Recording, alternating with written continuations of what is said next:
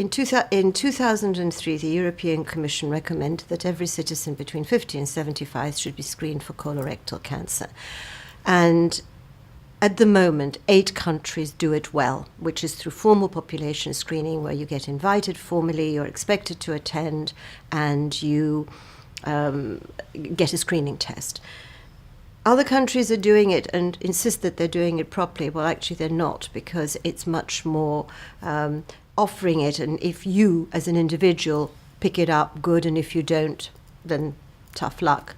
What people need to understand is that being screened can save your life. Because early diagnosis for colorectal cancer means that you can be treated and you can live with it. I'm very careful about saying survive, because that isn't always necessarily the case, but you can live with it and you can live for a long time. One of the biggest issues, though, is that governments run into doing screening, but they forget that the population hasn't often got a clue what colon cancer is, where the colon is, and why what is the benefit of being screened. So I firmly believe that you have to educate your population and then offer them screening.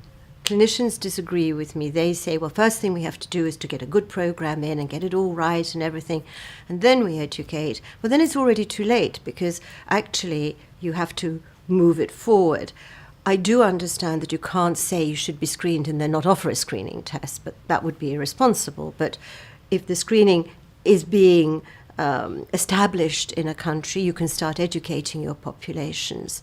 So we have actually started an amazing new program called EuroScreen. And I'm incredibly lucky to have Professor Halloran working with us as an expert on screening, who ran the most successful screening in the UK and is now an advisor to governments across Europe and the world, actually.